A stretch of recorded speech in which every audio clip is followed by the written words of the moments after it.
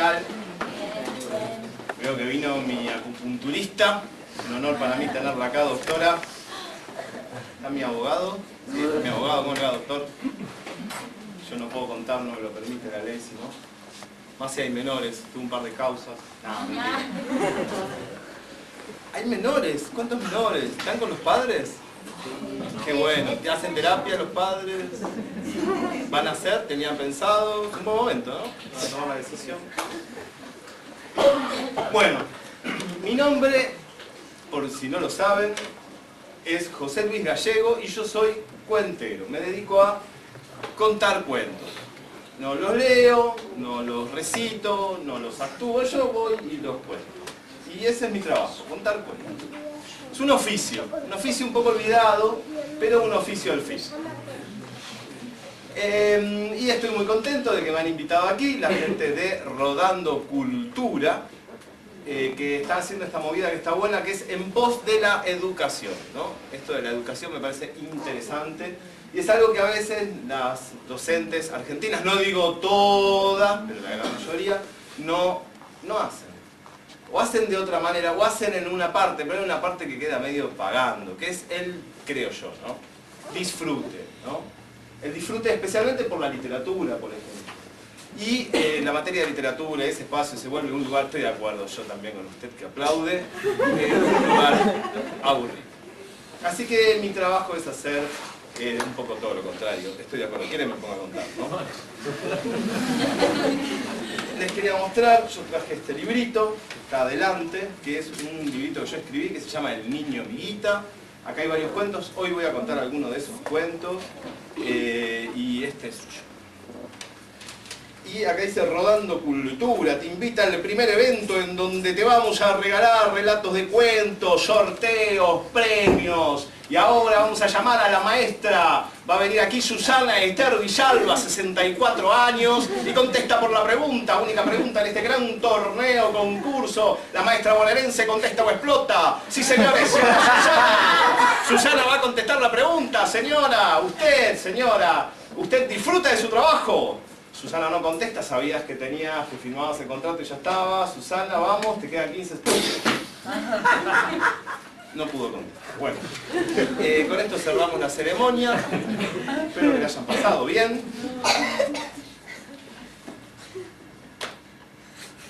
Templanza y ecuanimidad. A mi primo lo trajeron los padres, desde Comodoro Rivadavia, en un ciclomotor Juki. Mi tío estaba raro, le temblaba como el pie, llegó y lo primero que dijo es que se quería ir, porque a él no le gustaba manejar de noche, pero era de noche. Desde que mi primo llegó, al tiempo de llegar a los 2-3 minutos más o menos, me hizo notar algo que yo no había visto en mi vida. Despatarrado en el sillón había un bicho, un monstruo, comiéndose la mochila de mi hermanito. Y ahí me acordé, yo tenía un hermanito, Matías. Mamá no me había vuelto a hablar de él y yo me olvidé. Desde ese día, cada vez que miraba hacia el sudeste, lo veía el bicho comiéndose un perro, un pedazo de mueble.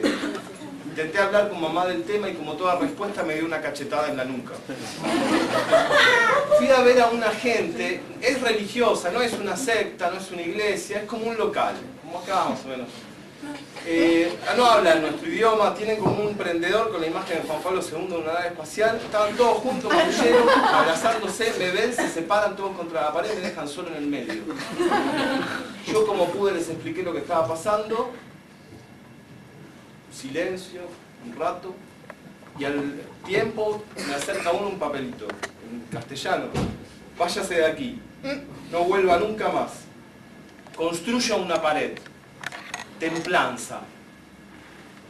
Cuando llegué a mi casa la víctima era mi primo. Me decidí, él o yo, el bicho o yo. Construí la pared. Mi vieja gritaba, ladrillo hueco. De un lado quedó el bicho, del otro mi vieja y yo, pero mi cama quedó del lado del bicho.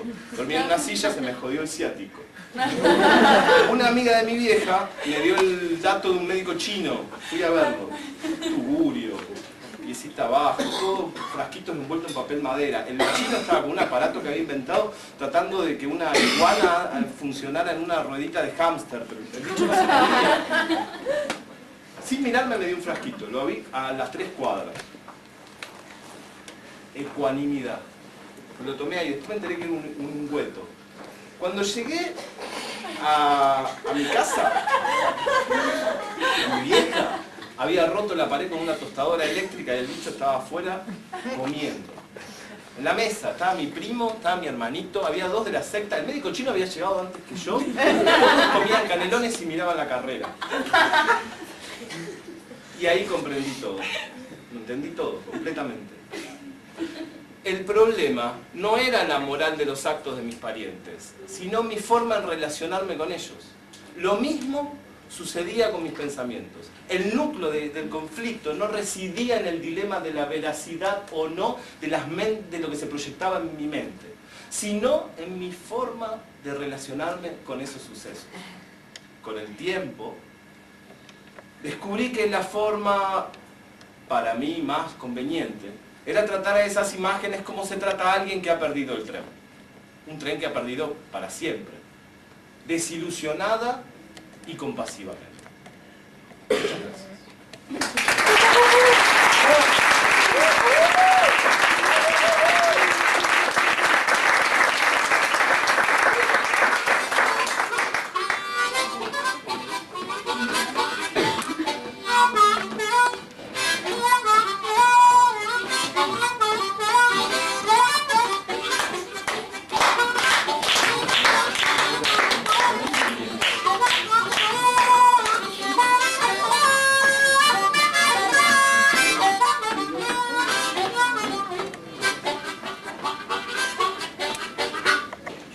Había una vez un bosque hermoso, de colores claros, colores transparentes, que había muchos animales hermosos, animales olorosos.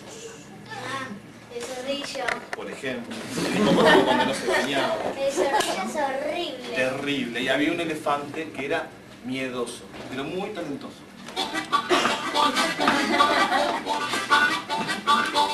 Soy un elefante gris, grande por naturaleza. Soy un animal feliz, salvo por un gran problema. A veces me hago pis y me asustan los ratones. Ay, qué chiquitito. Me da miedo la oscuridad. Soy un animal miedoso. Traten de no asustar.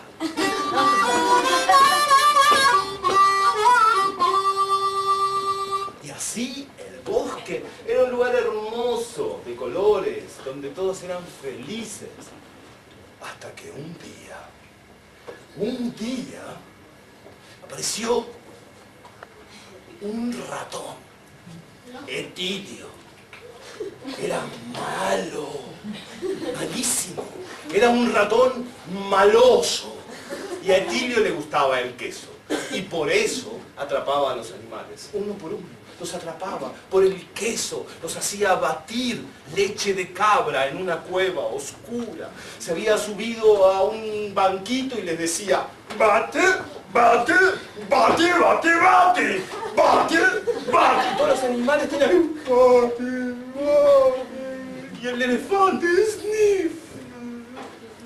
Y el bosque, un lugar hermoso y de colores, se volvió un lugar triste y gris, porque completamente todos no.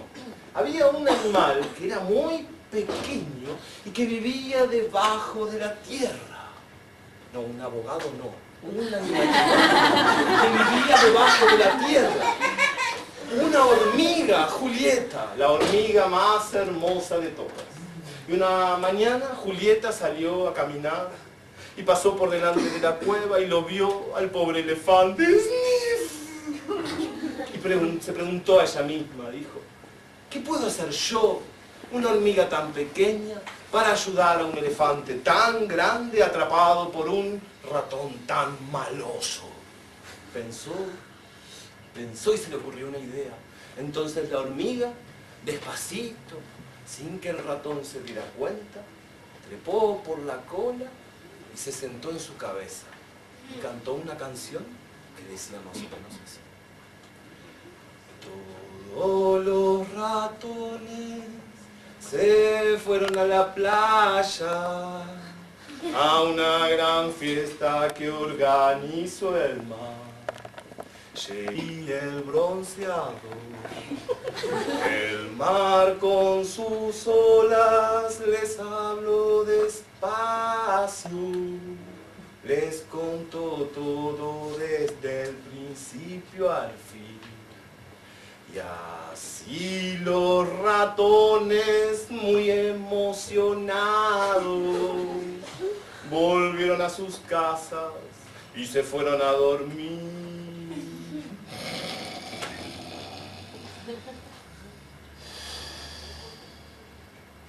El ratón se durmió. Entonces, la hormiga fue hasta donde estaba el elefante. Lo tomó de la trompa, despacito, sin que el ratón se diera cuenta. Despacito, se fueron. Dicen que el ratón, cuando despertó, se lo escuchó decir, mientras comía un pedazo de queso: yo no soy el dueño del queso. El queso es mi patrón. Yo soy un esclavo. El queso es mi dueño. Yo quiero libertad, quiero vacaciones, quiero un aguinaldo. Libertad, libertad, libertad. Y gritando libertad, el ratón se fue para el lado de la playa. Dicen que el elefante y la hormiga se enamoraron perdidamente y formaron una banda de rock. Y les fue muy bien, sí, sí, y desde ese día todos fueron muy, pero muy, pero muy felices.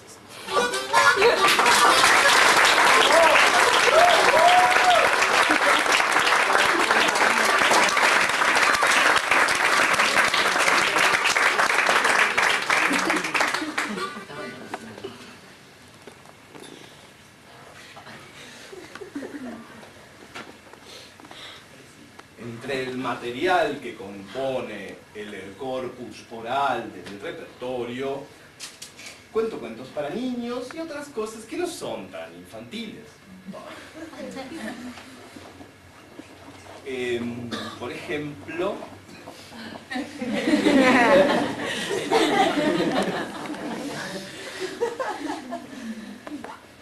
una historia que sucedió aquí mismo, ¿no? En la provincia de Buenos Aires, específicamente en la zona sur de la provincia de Buenos Aires.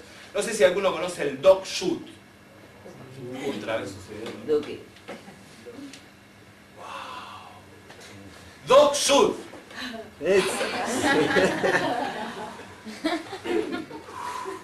Ciudad Evita.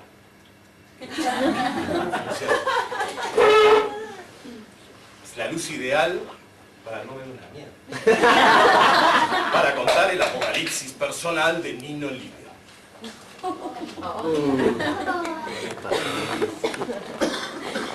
Los Livio siempre fueron gente muy correcta. 3 generaciones de campesinos italianos en Buenos Aires. Buena gente. Murió uno, murió el otro tuvo un accidente y quedó Nino Livio, el último de los Livio. Un policía septuagenario retirado que aguardaba su muerte en una pensión hedionda en el Dog Shoot. Nino Livio odiaba la vida y a todas las criaturas que poblaban el planeta. Él esperaba su muerte, estaba seguro que iba a morir pronto, como lo hizo su tío, su padre, o un tío abuelo, eructando burbujas de moco. Sin embargo, la salud de Nino Livio era excelente. Él se alimentaba únicamente de salamín, picado fino y vino tinto. No consumía otra sustancia. O sea que se ponía borracho. Más o menos, vivía en un estado ahí. Vivía en una pensión del Dog Shoot frente a una refinería de petróleo. La refinería de petróleo estaba constantemente iluminada por potentísimos reflectores que hacían que esta parezca una supernova. La luz que emanaba del lugar era tan potente que al pasar a través de las rendijas de la persiana que permanecía constantemente cerrada, fulminaban a los mosquitos que volaban en el aire, produciendo una pila de insectos en el parquet.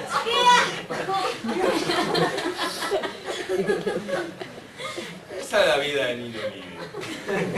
Una tarde, mientras el ex policía bonaerense se encontraba merendando, hijo, no voy a tener nunca tendré hijos, nunca. De pronto creyó escuchar una melodía, como un psicótico tic-tac, pero era el reloj, no era el reloj. Descubrió que no era el reloj, sino que la melodía provenía del zócalo, de un agujero, de un orificio desde donde emanaba una luz violeta. Nino Livio se acercó al agujero y pegó el ojo y observó que ahí adentro había 3 cucarachas bailando alrededor de una bomba atómica, cantando una canción que decía más o menos así. De la humanidad, las horas parecer un momento. ¡Conga! Nino Livio no lo podía creer. ¡El fin de la humanidad! ¡Y en su propia casa! Entonces, una de las cucarachitas, una cucarachita que tenía las antenas trenzadas, se acercó hasta la pupila dilatada de Nino Livio y le habló de esta forma. Ustedes, todos los pecadores, nos han aplastado, nos han rociado con sulfuro de sodio, nos han puesto papelitos con pegamento, nos han dejado con las patitas debajo del escritorio. Nos odian. No les hemos hecho nada. Por eso, hoy, dentro de 23 minutos, el fin de la humanidad se acerca. Nino Livio no lo podía creer. El fin de la humanidad en su propia casa, 23 minutos nomás. Entonces, un momento amoroso, tomó un pedacito de salamín y le dio salamín a la cucarachita gurú. La cucarachita gurú lo compartió con sus amigas y todos comieron. Era hermoso.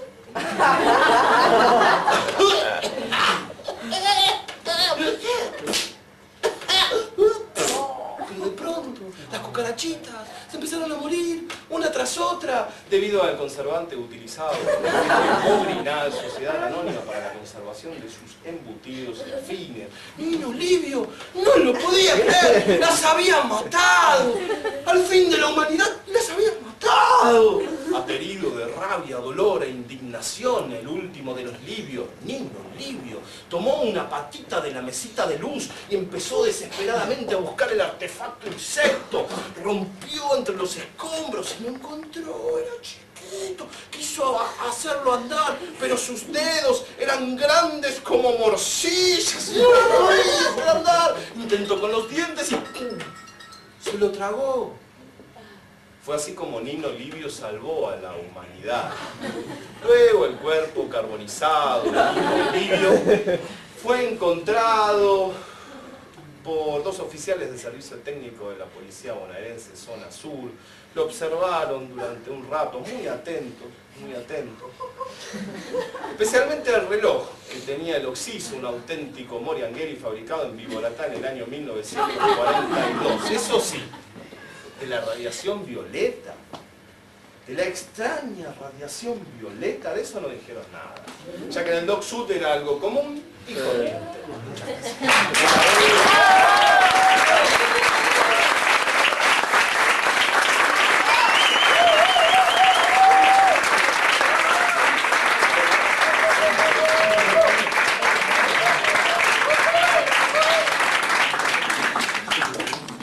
Me hacen señas que nos queda poco tiempo. Ahora viene una persona que hace malabares con palomas. Se lo recomiendo, es muy bueno. También usa perros. Acá porque los perros es muy bueno, se pone muy lindo. hacer breve, la vamos a hacer corta. Les voy a contar la historia de mi vida. Mis padres, mamá, papá, ellos vienen de un lugar muy lejano. Cruzaron todo el Atlántico para llegar acá. Una aldea en la montaña. Mi mamá llegó a estas tierras aferrada a la baranda del convoy mercante, pálida y vomitando. Mi padre, en cambio, llegó aspirando el aire viciado del dog shoot como un ratón que sigue la pista olfativa de un premio. Acá tuvieron 2 hijos, mi hermanita y yo, y después empezaron a engordar, a engordar, a engordar. El amor se fue transformando en cariño, insistieron, perseveraron, hasta que el cariño se transformó en un candado oxidado. Y fruto de esa oxidación, mi mamá contrajo una extraña enfermedad, que consistía en escuchar voces que salían de las tapitas de luz, de los enchufes. Mi papá, por otro lado, tuvo otro problema, un asuntito que todo capital que se acercaba a él pasaba automáticamente a un agujero negro que él fue construyendo en el interior de su alma. Así vivíamos bien, normalmente, una familia tipo. Hasta que un día, un hecho rompió esa familia, rompió la rutina familiar. Apareció en mi casa una tía desconocida, María Peregrina. Bajó de un colectivo que tenía como muchos números, con bolsa de residuos. Tocó el timbre y mamá la vio, se emocionó, la hizo pasar, sacó una carne que tenía en el freezer, la puso sobre un mantel vinilito celeste, sin cocinar, nada. Mi papá fue hasta el lavadero, buscó una dama juana que atesoraba, donde guardaba bivalvos, pelos y otras cosas. Durante muchos años, cáscara de banana. Y destapó, sirvió un vasito a cada uno. Un momento. Pero de pronto un argumento que salió de la boca de mi papá, de la misma forma que puede aparecer un huracán en verano, convenció a mi tía de firmar un papel en blanco y ella perdió todo lo que tenía en 20 minutos. Entonces, María Peregrina, apuntando a mi papá con un dedo flaco, huesudo, que salía de la manga de un blazer azul Francia con botones dorados, le dijo: mañana, a esta hora, volveré. Capítulo 2. Al otro día, mi mamá va al patio, abre la canilla del patio y el agua salía marrón. Entonces fue hasta adentro, agarró una agenda que tenía la carita de un gatito lobotomizado en la tapa, levantó el teléfono, volvió a colgar, fue hasta un enchufe y le dijo: ¡cállate! Volvió a levantar el teléfono, llamó, dijo: ¿el posero? Creo que es la Napa. Bueno, como a las 2 horas se estacionó en la puerta de mi casa un rastrojero todo atado con alambre, del que descendió un hombre gordo de rostro muy flaco. Mi mamá nos lo presentó como el posero. El posero, mi mamá, mi hermanita y yo fuimos hasta el fondo de la casa donde estaba el bombeador. Y ahí, adelante del aparato, ella le dijo: ¿para usted es la Napa? ¿Habrá que perforar? A lo que el hombre contestó: mi mamá, acostumbrada en las voces en las tapitas de luz, le volvió a preguntar: ¿usted cree que hay que en la Napa? A lo que él contestó: entonces mi mamá, caminando para atrás como Michael Jackson, desapareció de la escena y nos dejó a mi hermanita y a mí, que en esa época pasábamos muchas horas en el patio solos. Y esa tarde vimos como este hombre primero sacó el aparato, sacó los tornillos, sacó el bombeador, puso un trípode, empezó a sacar los caños y después empezó a meter caños y perforó. Estuvo todo el día, como se estaba haciendo de noche, juntó todas las herramientas, las subió al camión y antes de irse se acercó hasta mi hermanita y dibujándole un círculo en el entrecejo le dijo: mi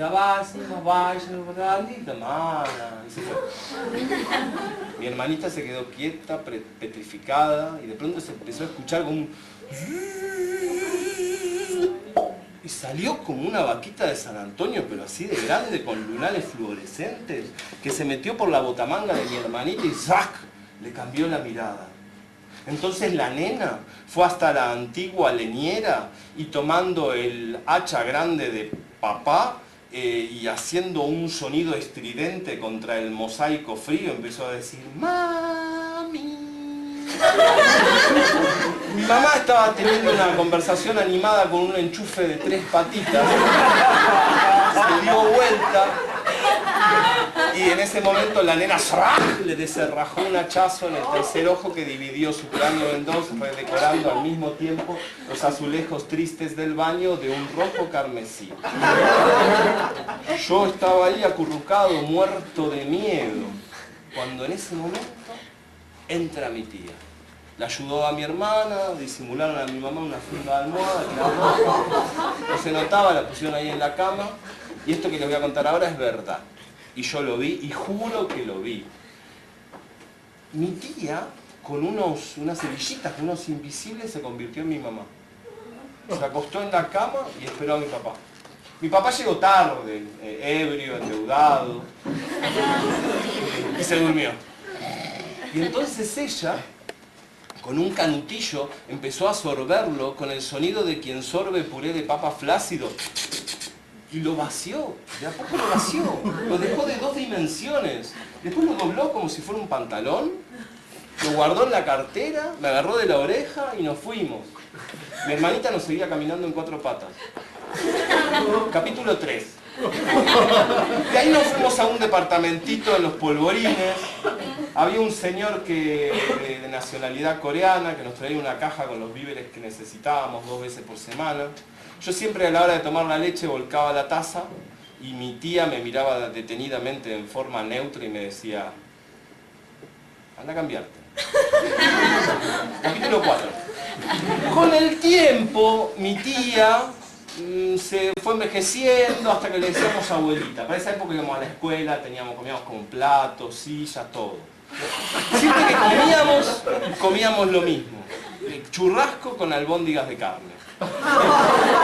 Y escuchábamos el noticiero, y en el noticiero hablaban de las desapariciones, y esto que les voy a contar es verdad, y yo lo vi, y juro que lo vi. Mi abuela se robaba gente de la televisión.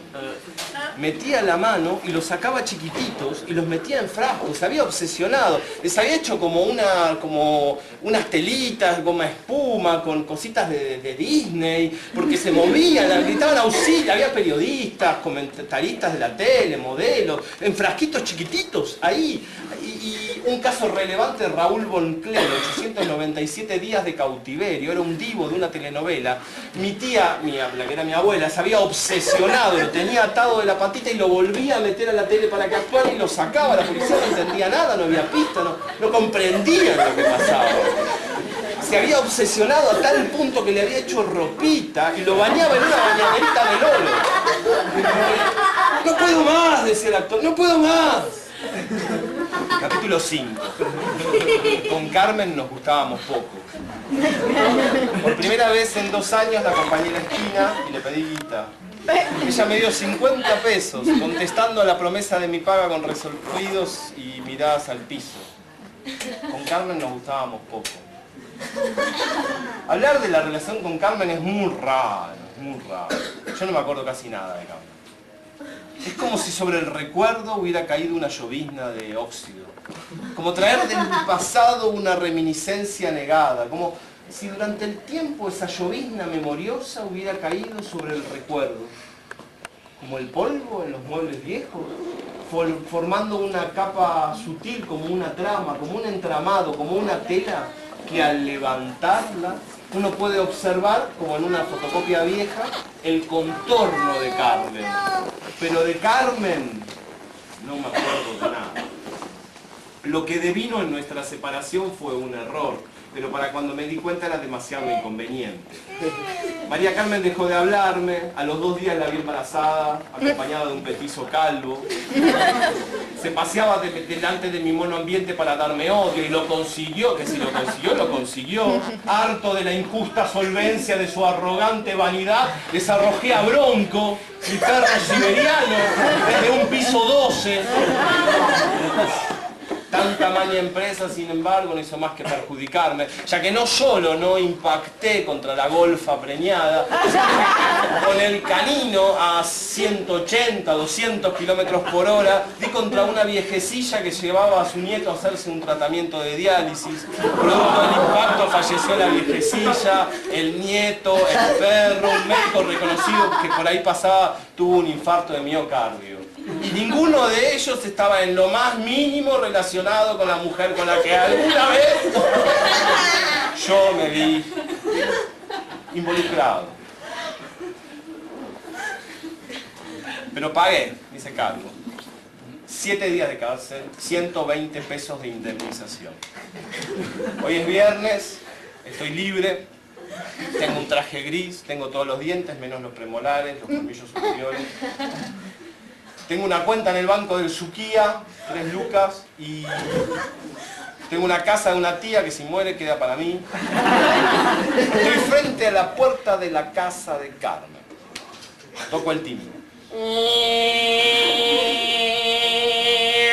En ese momento por mi mente pasan 3 pensamientos.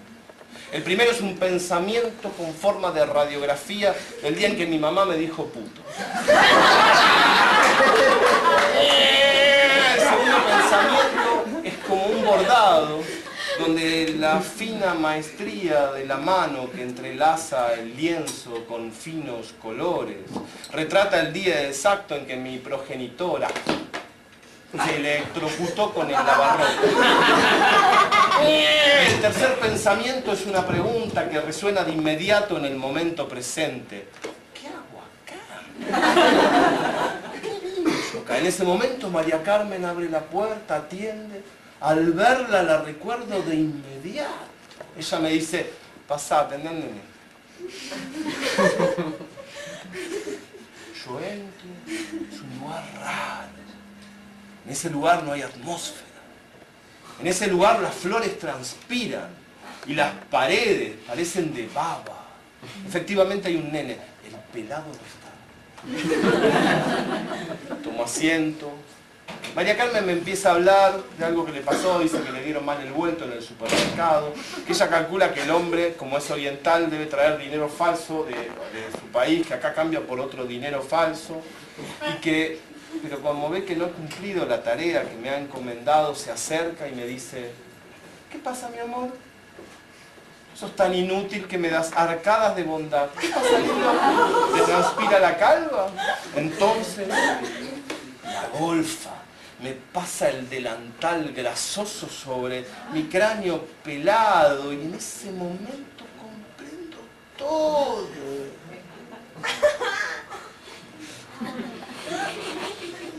Le pego un sopapo a la pared mojada. Sopapo lento el mío, pero no lento por falta de adrenalina o pelota. Lento porque en ese lugar no hay atmósfera. El sopapo no avanza. Es una lástima que se siente al mover la mano. Toda mi vida pasa en ese sopapo, un sopapo chiquito, una vida chiquita, pero no se mueve. Es como la sensación que podría sentir un taxidermista que se da cuenta que ciertos hilos inescrupulosos del poder tramarán su propio embalsamamiento en vida. Ese gusto metálico amigo a formol tiene mi sopapo lento, que va hacia la pared, pero casi no la toca, y cuando la toca, él se estampa contra el hongo gordo, el reboque blando de la pared que absorbe completamente toda la acción. No se nota, María Carmen miró para otro lado. No pasó nada. Agarro los 50 pesos, los tiro sobre la mesa. Me preparo para decirle, mira Carmen, ahí tenés los 50 pesos, déjame en paz, metete la concha en el culo. Pero no, lo único que sale de mí es como un berrido.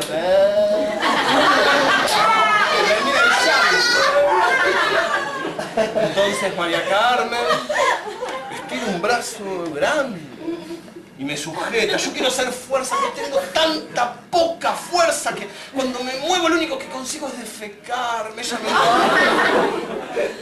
agarra, saca un pecho inmenso de un corpiño gigante y con un pezón negro me llena completamente la boca. A la mujer que yo quiero me la enamoro desde su suero. Y así, lentamente, muy lentamente, me sumerjo en el ciclo eterno de la vida y de la vida.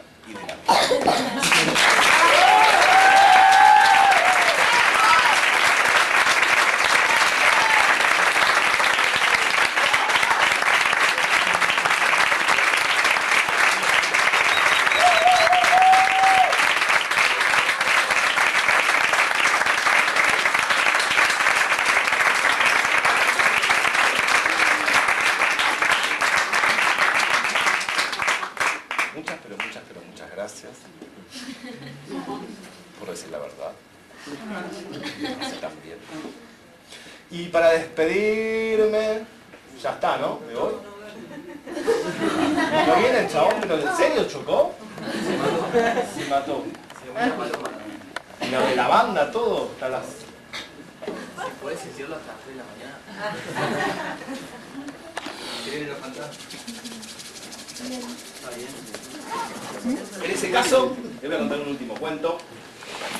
Un cuento que viene desde muy lejos, no solo geográficamente, sino en el tiempo. Este es un cuento de un mundo que es antes de nuestro mundo. Un mundo entre los mundos. Una época donde los hombres eran de madera, y las cosas eran un poco distintas. Este es un cuento que viene de la Melanasia recopilado por Henri Roubaud. Se titula La sequía y dice así.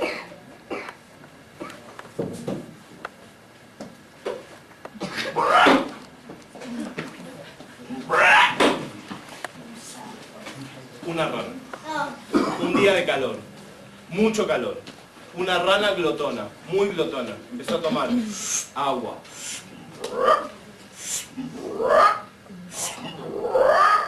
Y se tomó toda el agua que había en el planeta. La rana, con toda el agua, empezó a hincharse, hincharse, hincharse, hasta quedar grande como una montaña azul, verdosa. Y desde ahí arriba...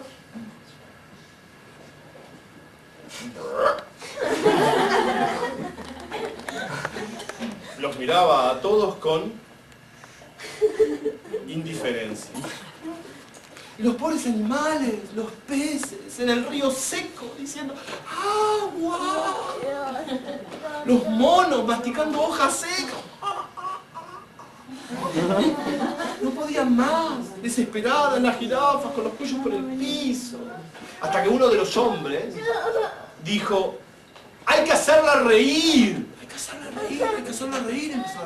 ¡Hay que hacerla reír! Y los animales empezaron a fabricar un escenario. Adelante de la rana cortaron árboles, hicieron un escenario. Los primeros fueron los monos. Un mono arriba de un mono arriba, 165 monos. El último de los monos, a la altura de la rana, con una banana en la cabeza, la mirada detenida y fijamente. Pero la rana, nada. Indiferente. Las cebras hicieron un espectáculo monocromático con sus colas que era tan hilarante que los hipopótamos se descostillaban de la risa, pero la rana, nada. Agotados, sin agua. Los pobres animales exhaustos se dieron por vencidos. Excepto un animal que no tenía ni brazos ni piernas, una anguila. Esa anguila se subió al escenario, se paró adelante de la rana y empezó a hacer un baile que era más o menos así.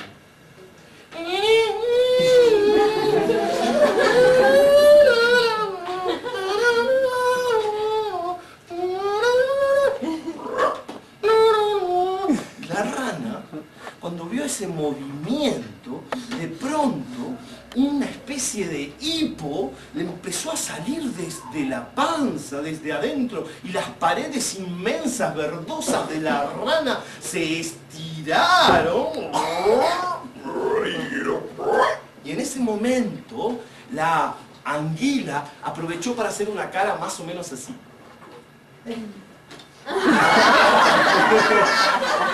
Y entonces, la rana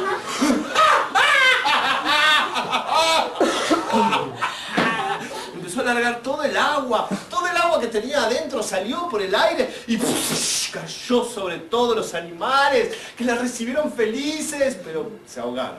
No quedó uno solo. Sin embargo, con el agua volvió la vida y de allí nacimos todos nosotros. Muchas gracias.